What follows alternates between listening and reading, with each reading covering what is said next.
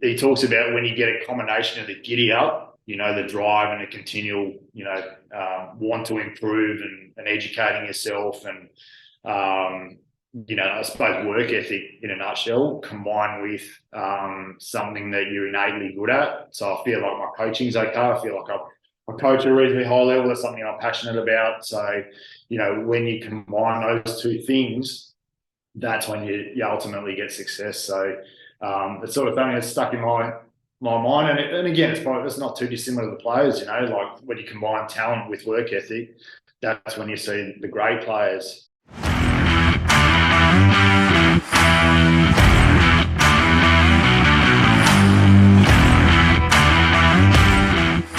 G'day, Alex. How are you? I'm good, thank you. That's good. How's the day going so far? Yeah, pretty good. We just had some interviews for some interns that we're going to take on this year. So I've had a couple of those this morning and then, pretty free this afternoon. So, yeah, it's a good day. We're still in the off season at the moment for another couple of weeks. And then, we'll hit the ground running, I think, on November 6th when the players return. Nice. How's the sleep schedule going now since the season's been over? Have you been able to get back to a normal sleep schedule and normal routine? Yeah, I'm actually, because I live down in Wollongong and I travel up to Sydney each day, I get into a really good routine of getting up at about 4:30 in the morning pre-season and then getting home at a decent hour. But the off season, you just fall back into bad habits like staying up late and watching Netflix and all that sort of stuff. So I'm actually in a lot of ways looking forward to getting back into a normal structured routine when pre-season starts. 100%. But yeah, you're just enjoying it, changing it up. So it's all good. So how are you feeling after the NRL season this year with the West Tigers? Um, Disappointed but optimistic, I suppose, is the way I describe it. We're coming off two really poor seasons, which has been disappointing for me coming across to a new club and having that as the outcome. But having said that, I think we're putting in place some really good steps to get success down the track. And we've got a really, really young group too, which, you can't forget. We've got a lot of young players. I think some sports too are a little bit more forgiving when you don't have success and they can see that you're planning for the future. The NRL is a little bit different. Everyone wants to win the competition right now. So that makes it a little bit difficult, from a public perception point of view. But I think, I'm probably the most driven I have been in a long time, going into a season with a new coach and that performance group's been together for 12 months. So, looking to expand on what we built the last 12 months is something I'm looking forward to.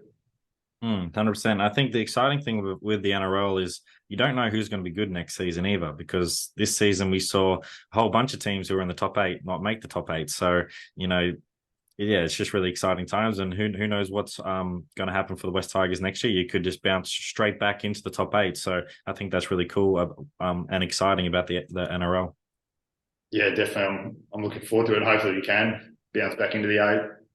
Haven't been there for a while, so that'd be a really big achievement for the club. So what have been some of the highlights of the strength and conditioning program this year for the West Tigers?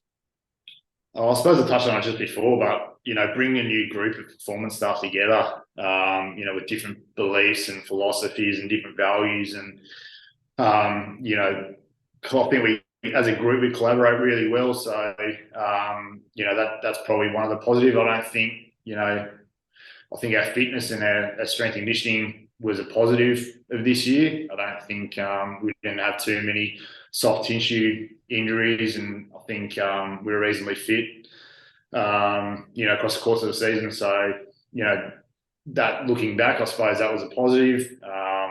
Be challenged to take that to the next level next year. But I think you need to look for positives even when you have a poor season. And I think we did a lot of things well. So it'll just be moving forward and building on what we've already established. When taking it to the next level, is it just trying to find, that extra 5 to 10% improvement and not change too much, or you are going to change quite a bit from last season? No, it's probably not changing the program as such. It's probably placing emphasis on certain areas a little bit more. We know, calf injuries are really prevalent throughout most professional sports at the moment. So we did a reasonable job of preventing them in season or reducing the risk, I suppose. Whereas I don't think we necessarily did that pre-season. So that'll be a point of emphasis for us going forward. Just what that looks like pre-season and how we can make changes to the program to address what happened last year. Nice. What are some of the things you like to do for calves to make sure that you prevent those type of injuries? I think obviously the strength part's really, really important. For me, the calf is becoming the new hamstring. Hamstring injuries were a massive issue. Over the last, really, 10, 20 years. And now I think with the speed of the game, especially in the NRL, with the 6 again rule and the good teams that bring line speed and just bring that intensity to their attack and their defence. You get a little bit more. You see a few more calf injuries, and I think for me, one of the big exercises I like to do is like a calf. A sled pull. Like a bent knee sled pull where you're not necessarily locking out an extension of the knee, and it becomes less about the hamstrings and glutes, doing that movement and more about the soleus, bent knee calf. Strength work's always good, but it's hard to get the whole squad through a Smith machine, to do that as your preventative exercise. And then, just keeping an eye on the acceleration, the intensity acceleration, the density of those accelerations too, something that we've looked at a little bit more over the last 12 months. But certainly I think that the strength component is huge. And that's something we didn't do a heap of pre-season last year. And that's probably, it's going to be a main part of our program. Like I said, a real point of emphasis for us going forward. Nice. Thanks for that insight. So when did you decide you wanted to become a strength and conditioning coach? Was this always an area of interest for you? I don't necessarily think it was a strength and conditioning. I don't think that was the interest. I think it was more the coaching side of things. So I was always, like most people that come through a sports science degree, interested in sport and, interested in a lot of different sports, loved coaching. Dad was a PE teacher, so, watched him do his craft for a number of years. And then, I think it was the coaching thing I was more enjoyed as opposed to the strength and conditioning. And then, obviously found out that, strength and conditioning was a career and went down that avenue where I was able to work with a lot of different sports. Started off in the Victorian Institute of Sport and was exposed to a large number of sports there. And, I suppose built a career off that. No, it's awesome. So when it comes to be a strength and conditioning coach for rugby league, what is your overall philosophy and approach to coaching? It's probably a detailed answer to that question. For me, there's probably two parts to it. So there's the person, so the athlete that we're dealing with. And, in this environment, we deal with a lot of different personalities, like most team sports. So understanding what makes them tick, what makes them, motivated, demotivated, how you can get the best out of the individual. Just to give you an example of that, we've got a player who is an older player, has been to a few different clubs, very good on the field. His craft is unbelievable, but hates doing weights, hates training. So how we approach him and what he's prescribed is completely different from what the others. So I think, having that individualization within the training is important. And then I suppose the program itself. So, what are the demands of the game? Are we meeting demands of the game or addressing the demands of the game? And that could be the game model too. So how we want to play, is that being addressed within our program is a big part of it. For a team that wants to go flat and fast through the middle, our training needs to address that. If we're a team that wants to get in the grind with other teams, sort of like a Penrith do, kick to the corners and bring intensity in defence, then our training obviously has to address that. I think it's got to be evidence-based too. So evidence-based from a peer review point of view, as in research that's out there. Dan Baker's done a lot of stuff in our space about 20, 25 years ago around S&C, and then also experience as well. So what have you seen that works? What have you heard others do that works? I think that's a big part of it too. And then, the individual too, like, addressing their weaknesses, their areas for improvement. I've got a database which compares each player across the board to, other players that I've worked with for the past 6 years in the NRL. So I can look at a hooker and see where they fit positionally, in the area of strength, conditioning, speed, jump data, to give us a bit of an overall picture of where they need to improve. So, yeah, probably long-winded answer to say that it's fairly complex when you're dealing with and preparing these players for competition. No, it's awesome. It makes sense because, understand the person, understand what their training background is, and then try and find the best program for them. And you got that database. That sounds really cool that you got there, so you can really see what are some good benchmarks for that player to hit, and then understanding how strong enough is for them and how fast enough is for them as well. It's a really cool insight. Yeah. So what does it take to stay and sort of be at the NRL level as an S&C coach? I suppose there's probably two parts to this, and there's Matthew McConaughey actually talks about this, and I listen to a few of his podcasts and some of the stuff that he makes a comment on, and he talks about when you get a combination of the giddy up, the drive and the continual, want to improve and educating yourself and, I suppose work ethic in a nutshell, combined with something that you're innately good at. So I feel like my coaching's okay. I feel like I coach at a reasonably high level. That's something I'm passionate about. So, when you combine those two things, that's when you ultimately get success. So it's sort of something that's stuck in my mind. And again, it's not too dissimilar to the players, like when you combine talent with work ethic, that's when you see the great players. So yeah, for me, that's a big part of it. 100%. So how can strength and conditioning programming and training help rugby athletes to reach their full potential? I suppose the first one is resilient. So, creating resilient, robust athletes. Obviously, if they're out there, the longer they're out there, the better they're going to get at their craft. More exposure to others, more exposure they're going to get to skill. So that's a big part of it. In our sport, strength and power is huge. So if you think about the force velocity curve and, where certain movements fit on that force velocity curve, even in rugby with, I assume there's a lot of isometric contractions within the scrum. We get a little bit, within our wrestle, that's a big part of it. And you go, sort of work your way through to, more velocity-based movements that are accelerations and max speed and all that sort of thing. There's a huge correlation there. The conditioning component too, the ability to play the full 80 minutes. We know from other sports that fitter players generally execute their skills better too. So I think there's a bit of research around in AFL that, guys who were fitter or deemed fitter on an aerobic capacity test were generally able to execute their skills better than those that weren't. So what type of aerobic capacity testing do you like to do with the West Tigers? We do a combination. So we do two tests. We do a shuttle-based test and a what is it, about a 1.5, I think, aerobic test. To obviously establish MAS numbers. But traditionally, rugby leagues use the Bronco, 20, 40, 60 style test. It's one that's done probably by a number of clubs. So that's one that we use. What's that shuttle test that you like to use? The Bronco. Just the Bronco. Okay. I was thinking you might use is it the 20-meter shuttle test? You do it over 6 or 12 reps.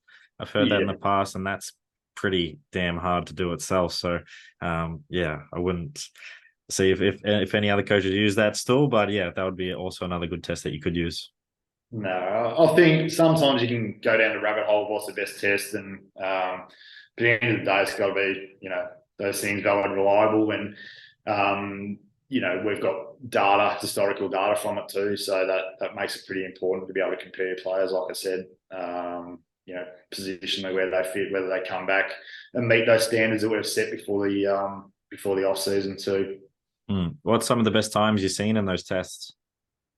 Oh, at other clubs, but 430s. I can't remember off the top of my head, but there's some really good young players that come through and just smash those tests. Obviously, lack of body weight helps too.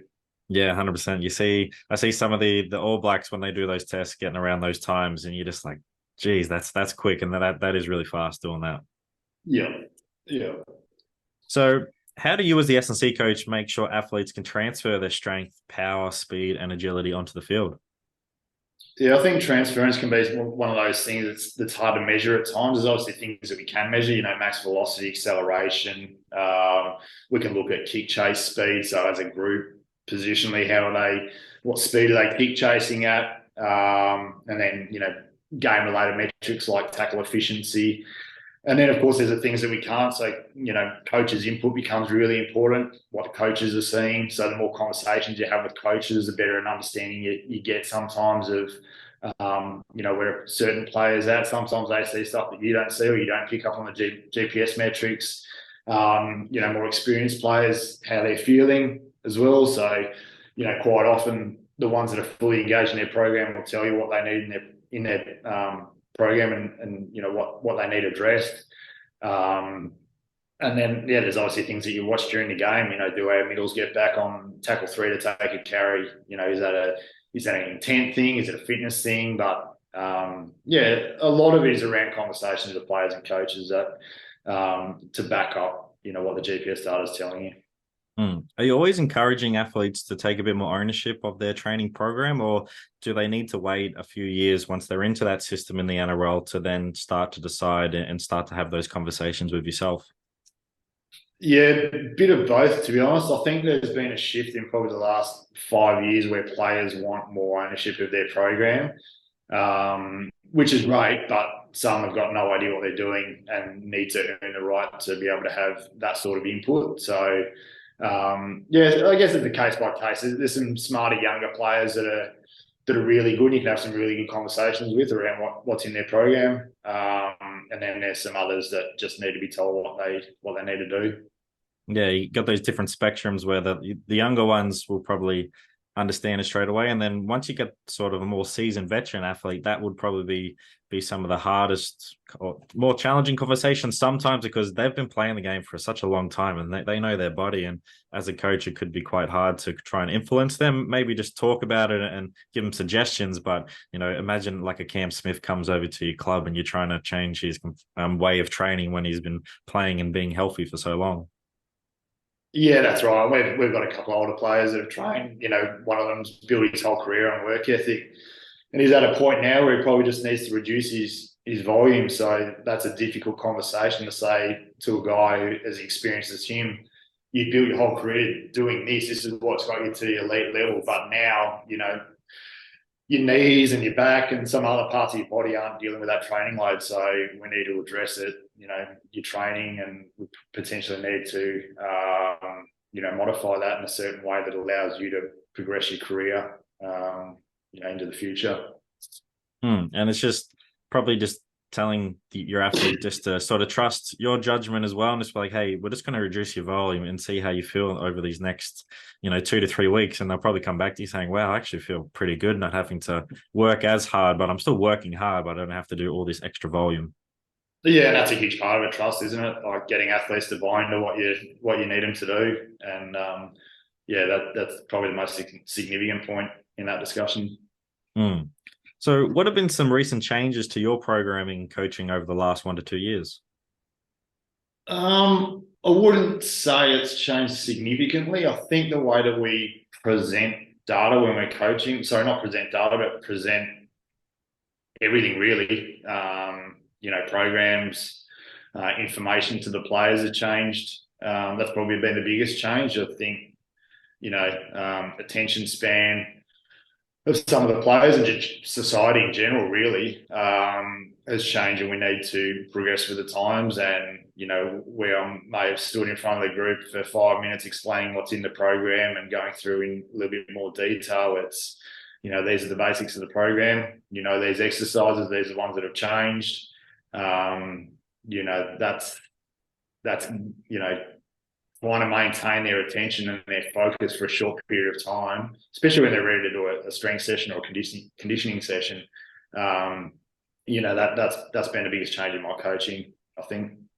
Yeah, you definitely have to be short and sharp and keep it straight to the point, because you do see it sometimes when these meetings go on and on, or all these reviews go on, and you just see the attention span of players just like, okay, cool, I just want to get to the next meeting or go do recovery or just go do something else.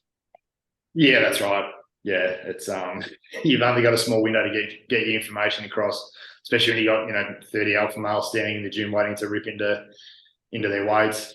But it's also been interesting to see some of the more seasoned coaches. So, the hot topic at the moment in rugby is Eddie Jones. But, reading his book, he just talks about how the players have, really changed since when he first started back in the early 2000s to now, and he's had to change his approach and really make sure he understands and everything you've said today, like really care about your players and really get to know them, because then that's going to be a really good way to get better understand what they need from you and how you can also provide some services outside of your coaching as well and just listen to them, really. Yeah, that's right. So how do you find the balance between all the performance, metrics and data out there in the NRL and all the data that you get from yourself? How do you find, that balance between, okay, we're going to look at these ones, we're not going to worry too much about these ones, and how that influences your programming? I think experience plays a big part in that. So knowing what to look at is a big part of it. I'm pretty set in what I want to look at from a GPS point of view. I think I feel like I've got a good enough understanding of what's important. Not to say that I'll only look at those things, but like I mentioned before, acceleration density is something that I've looked at a little bit more, especially in this sport. It's important. So looking at changes in that has been a bit of an eye opener. But yeah, I think sometimes you can become too bogged down in the data, especially if you don't know what you're looking at. I'm much more of a subjective kind of guy.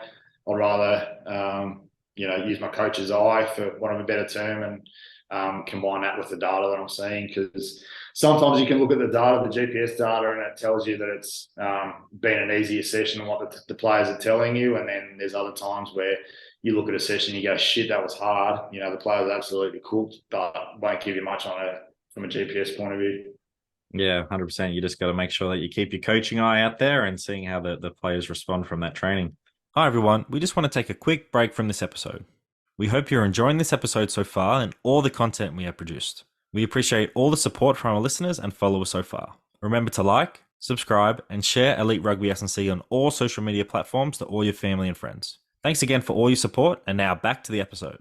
What does sprinting look like during the week at the West Tigers during, say, a typical preseason, and then what does that look like during the in-season as well?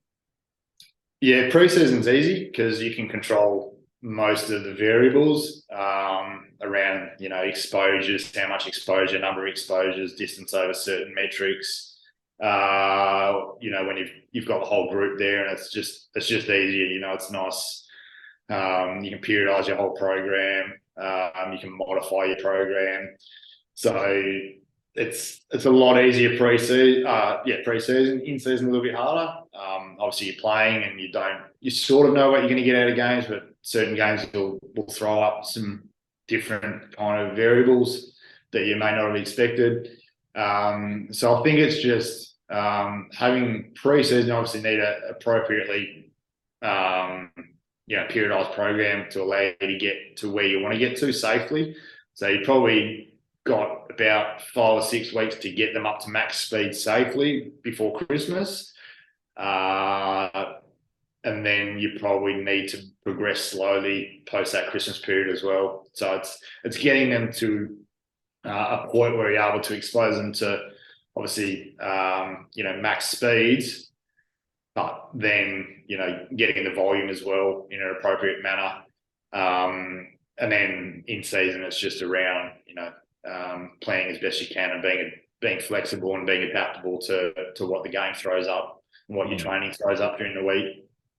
Nice. So what does the first week of preseason look like? So where are athletes starting, and then what's the ideal target you want them to hit just before Christmas with their sprinting?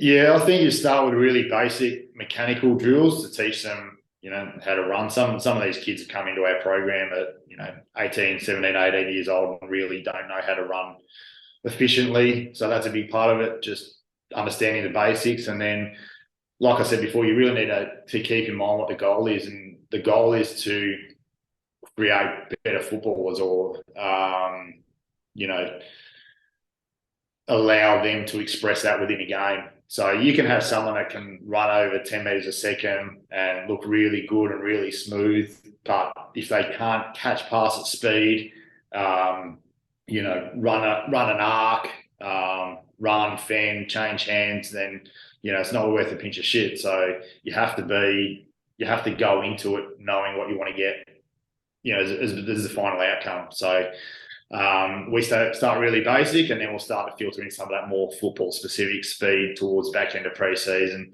and then that's a constant theme throughout the in-season period as well, and making sure that our outside backs can do that, they can catch pass at a decent click, and for our middles that might not necessarily need to hit those speeds, that they are accelerating fast and are able to bring late feet and re-accelerate and those sort of things. So it looks slightly different for each player, but that's generally how we break it up.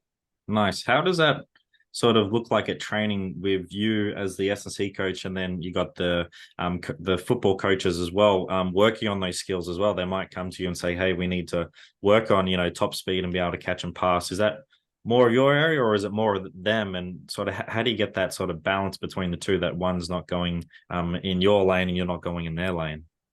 Yeah, I think the best programs that I've witnessed are the ones that integrate the coaching staff and the football staff into it. I was really lucky at the St George Illawarra Dragons. I had two assistant coaches that want to immerse themselves within the speed program and gave me really good feedback coming from AFL. I didn't have too many ideas about what would make up an NRL speed session. So they were really good in letting me know what they wanted, and then I could bring them into the last part of the speed session to make it look like so that the players can see the progression from where we started and to link in with the football program. And I think the environments where there's collaboration between the two are the best ones, and that's ultimately what you want to achieve. 100%. You do see it sometimes when you are just running your own S&C drills and all that. The other coaches do stand to the side, but if you can invite them and see opportunities for them to coach and help you, it's only going to make that program stronger, as you just said. Yeah, definitely. So, loaded question for this one, but how do you then work with the medical team to make sure athletes are staying healthy? You're preventing injury and then returning them from injury to perform. Yeah, so like I said, we work in a really collaborative environment. We've got we're all in a one office together. So we've got physio, sports scientists, S&C coaches. But when we make a decision, around our structure or our program or something significant, it's a group decision. So everyone has input into it, or has the opportunity to provide input into it. So just as an example, if we're talking about speed, Graham Morris, who looks after our speed agility program, who you've had on the show, will present his framework for the speed agility program. We'll all have the opportunity, and that's physio, sports science, everyone have the opportunity to provide input into it, and then we have a discussion or a debate about it, and then we move on. So when we walk out of the door, we're all on the same page as to what we're doing, and there's no sort of Graham wants to do this, but I think we should be doing this. It's we make a decision, we back the decision 100%, and a quote that I really like that I got from Phil Coles when he came and visited, who's I can't remember what he's called, his exact title, but he's head of performance at the Boston Celtics. He talks about group responsibility, but individual accountability. So as a group, we're all responsible for the outcome because we've all had the opportunity to provide input into it. But ultimately, the person that's in charge of that program or that part of the program is accountable to it. So that's sort of how we operate. Nice. So when things don't go your way in having those discussions, say with the medical team or the coaching team, and there is a bit of, that heated argument type of things, how do you sort of solve those problems? And what have you sort of learnt over the years on how to best address those so that doesn't go any further or relationships don't get burnt or anything like that? Yeah, I think we to be honest, we don't have too many of those those discussions where it's, we're banging heads too often. I think a really important part of it is seeing the other person's side of it. So I've learned over the years that physios have got strong views on certain things that we might be doing, whether it could be, players at risk of getting injured. So understanding their concerns, understanding where they're coming from. But ultimately, the head of performance is the person that makes the decisions around which direction that we're going. But it's very rare that he'd have to jump in and be the arbiter in those conversations. Nice. But yeah, it's just I guess for myself, it's always just reminding, to leave my ego at the door and really understand what they're trying to do and what services they're trying to provide as well. And, it's not just all about myself, which is the hardest thing to do sometimes is, we all put our shields up and want this type of way, but, someone else might hold the key to unlock the next part of the program and really make sure that, that athlete returns back or something else happens.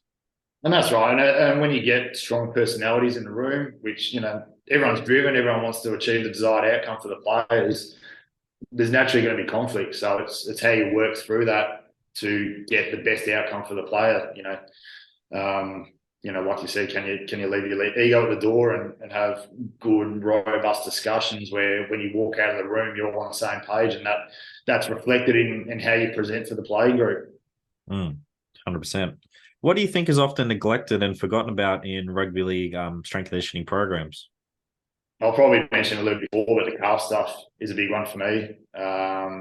It's something that's popped up over the last few years. It's that you have to be addressing within your program. There's been some high-profile cases within our sport. Players that are high quality that have lost significant amount of time to calf strains. I think that's a big one for me going forward anyway.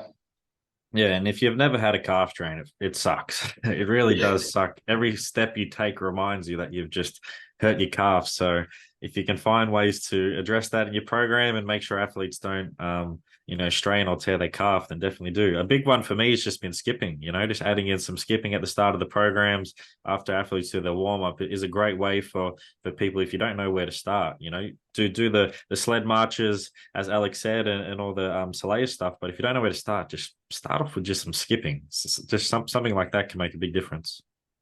Yeah, definitely. Yeah.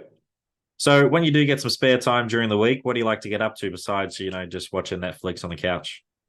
Yeah, I'm pretty boring, to be honest with you. I got two active boys, 3 and 6. So, I like to spend a lot of time with the family. That's a big part of it. I live down in Wollongong, so I like to take them down the beach and get out in the sun and be active. I spent pre-season, obviously spent a lot of time at work. So when you get those opportunities, for me, it's family time. And I like watching sports docos, when I do have a spare half an hour or hour or so. But yeah, that family's massive for me. Nice. So the boys are full into rugby league as well? Bit of everything at the moment. Yeah, a bit of basketball, bit of soccer. The 3-year-old's probably going to be built more like a rugby league player, so he might be naturally attracted to it. But myself and my wife grew up down in Victoria, so we're AFL people at heart, I suppose. And I think the more sort of sports we can push them into and give them a variety and let them choose where they ultimately want to end up, or where they want to be exposed to a number of different sports, and that's cool as well. That's awesome. So outside of rugby league, what sports do you like to watch and keep up to date with? Yeah, I like everything really. Like I said at the start of the podcast, I like sports in general. So, I watch a lot of basketball, NFL, like tennis, AFL is still a big one for me. Having worked in AFL for 9 years, I still watch that a fair bit when it's on. They're probably the main ones. Who's your AFL team at heart? Who's the team that you like to barrack for every week? Geelong is a team I supported when I was growing up, but I've worked at Brisbane and Hawthorn, so I like to see them do well as well. And then I've got mates at other clubs in different roles, so I like always watch those games, and hopefully they have success too. Nice. So, which players are due for a breakout year next NRL season from the West Tigers? Yeah, we've got a couple of young players. We probably already had a breakout season this year, but Doreen Ball's a young fullback who is really impressive to watch. Basketball background, just a really smooth mover. He's been our fullback for the majority of the season.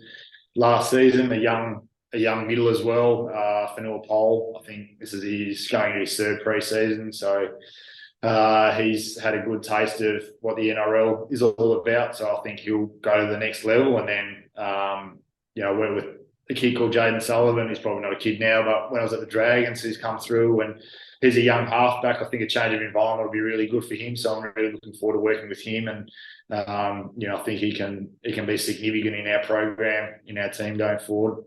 Nice, exciting times ahead. Another question has just popped up on my head. How hard is the rugby league, fullback position? Because every year it just seems to increase more, and the amount of hits and run meters that they do, it's just incredible to see these guys and girls just back up week to week to week.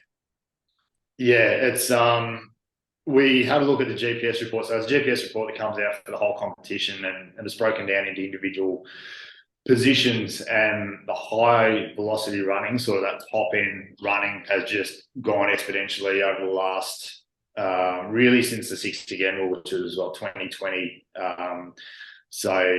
That along with the distance and the volume, and this kid Jereen Bullard can certainly generate high speeds and high distances too. So it's such a physically demanding role. Even the way they move too, like a lot of it is, running at high speed in arcs, and then taking those carries, and it's a brutal position, and it seems to be only getting tougher physically. It's then also trying to find the mix. What's the best body shape to try and have for those fullbacks as well? Like, do you want to be that taller athlete of Travojevic, or do you want to be sort of more built like Teddy? So it would be quite interesting to hear your thoughts upon that. Like, what's that correct sort of body shape to have just to be able to withstand, but also be really fast and agile? Yeah, I think it's just really individual. Individuals got certain attributes. There's things that make Turbo great, and there's things that make Teddy great, and there's things that make Jereen Bull really good. So I think it's just working on those strengths. I don't think there is a sort of one size. There's not a mold. It's really just can they deal with the demands of the game. And Jereen's a young kid, so he probably needs to put on a bit of body weight, but from a mechanical point of view, the way that he moves, he ticks most of those boxes. Nice. So which song would you pick to sing at a karaoke bar?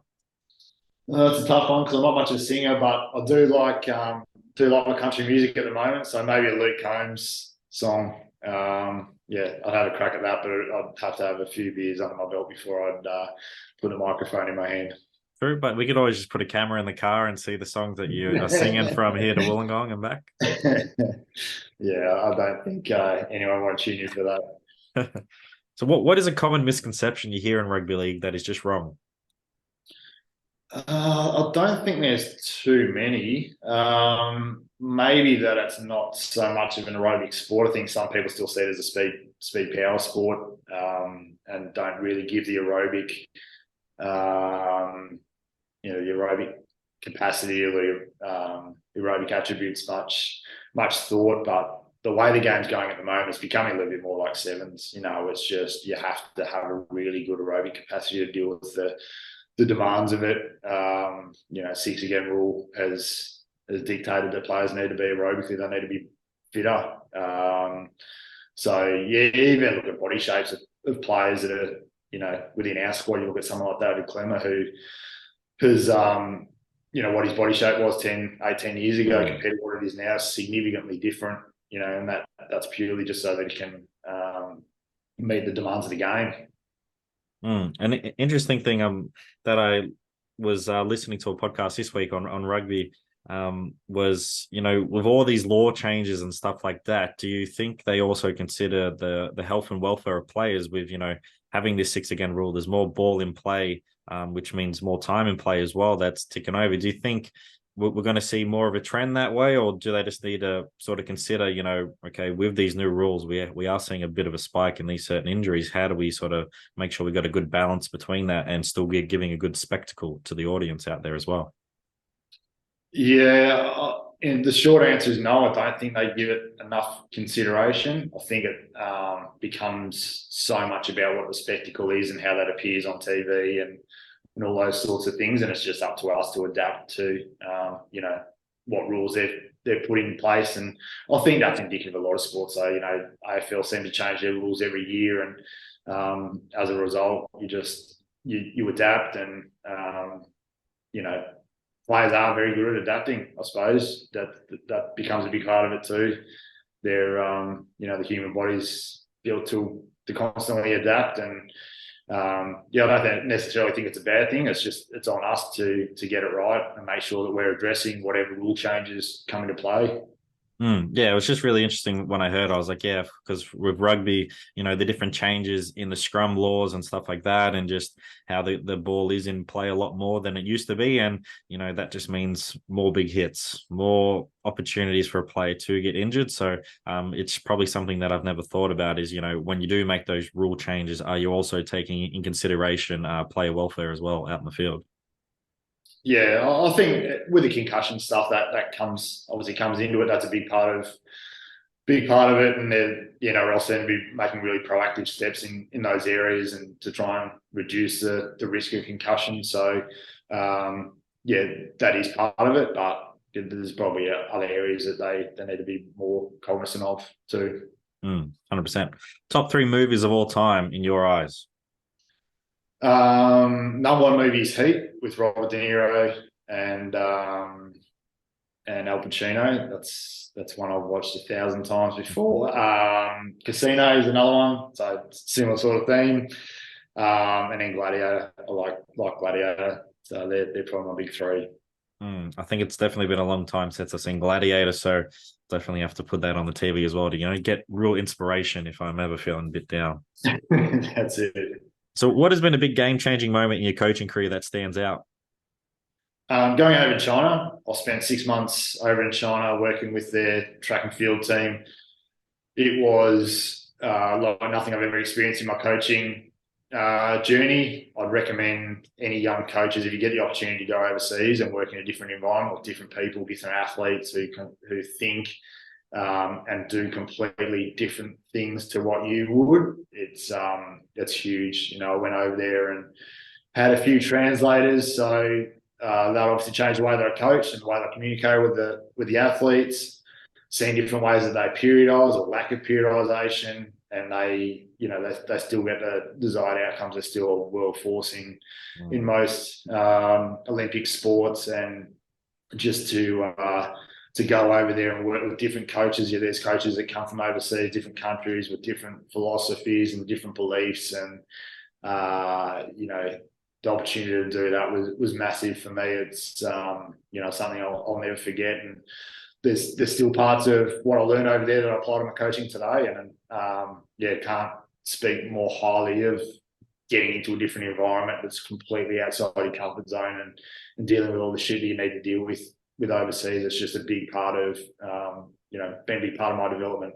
100%. That language barrier would be so challenging to be able to get the message that you want, and you'd probably be using your own body to try and demonstrate what you want and be very specific and very simple. So yeah, it'll definitely challenge you and get you out of your comfort zone for sure. That's right. And when you see an athlete doing something, by the time you've looked at it, picked it up, told the translator, understood it, communicated it back to the athlete, like it's gone. You've missed the opportunity. So you have to be very direct. And some of the good coaches over there, Joseph Coyne, there's a guy who worked in China for a long period of time. Gavin Pratt, Matt Jay, those sort of guys, I think, learn a little bit of Chinese and were able to cue. You become quite efficient in your queuing, just from being over there and learning a little bit of the language. But yeah, it's the way you communicate is huge. No, it's awesome. If you could have a gigantic billboard with anything on it, so you're just driving down the highway, what message would you have on there to say to people out there? I think this is one I stole from a guy I worked with at the Brisbane Lions, Chris McClellan. He always talks about keep the main thing the main thing. You know, at the end of the day, we're here to train rugby league players. We're not here to train bodybuilders. We're not here to train Olympic lifters. We're not here to train powerlifters. We're here to enhance the physical attributes of rugby league players. So that's a big one for me. Keep the main thing the main thing. Love that. Is there any books out there that people should read? Yeah, I think you mentioned one before. Eddie Jones's book on leadership was a good one. What else have I read recently? Stolen Focus is another one. And again, a lot of stuff we touched on during this podcast around attention spans and how that's changed over time and the challenges that we've got in communicating information to people is that's a really good book.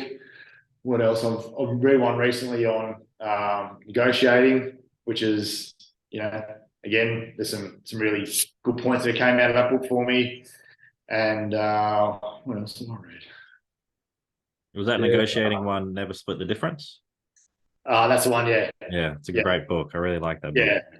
Yeah. So I'm sort of going slowly through that one and trying to, take on as much information as I can, because I think a lot of it's applicable to everyday life, within this environment, within other environments, when you're dealing with your wife and when you're dealing with your kids. And it was a good one. 100%. And then last one, what is a highlight that stands out in your coaching career so far?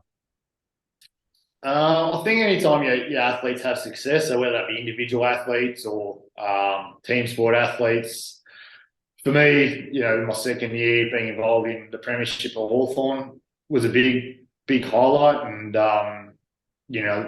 working with individual athletes that have gone on to win gold medals at Olympic Games, that's a big part of it. And then just watching kids that come into the system when they're 17, 18 years old, they're skinny kids that go on and, they've got all sorts of like musculoskeletal injuries at that age. And you're just thinking there's no hope for this kid. To watch them go on and play, 250, 300 games at the elite level and have families and sort of grow up. And, that's a big part of it for me, like the individual and watching how they can develop over time. It's not necessarily a coaching thing, but it's just it's good to watch. Like, it's good to see people develop in those ways and have success in their own life, not just their football career.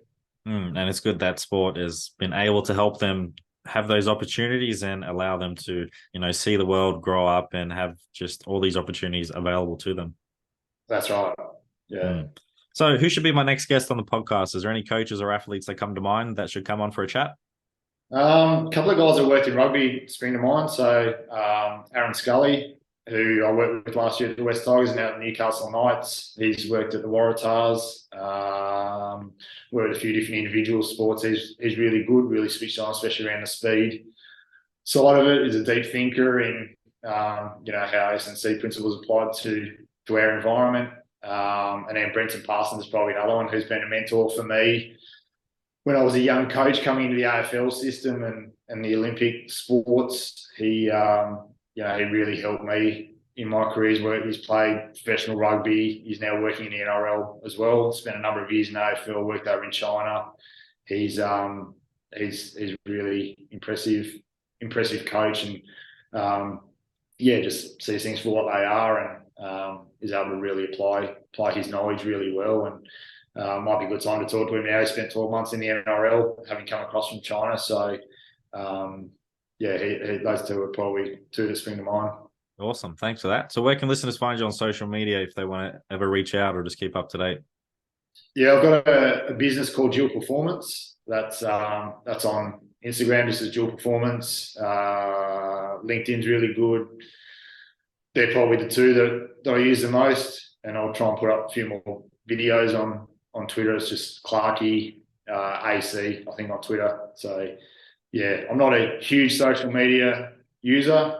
I mean, I'll get on social media and read a lot of stuff and watch videos, but I'm pretty poor at putting up content, which is something I need to get a little bit better at. Nah, it's all good. Thanks for that. So thanks for joining me today. It's been awesome to get your insight and knowledge as well of the game. And I couldn't ask for more information out of you. So thanks again. I know our listeners are going to get some really good golden nuggets out of this. And thanks again for today, and all the best for the season coming up for the West Tigers. No worries. Thank you. Appreciate it.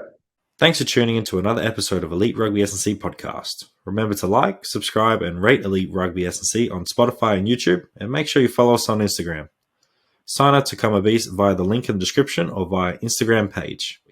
Also, don't wait, make that good decision and join Elite Rugby S&C today and take your game to the next level.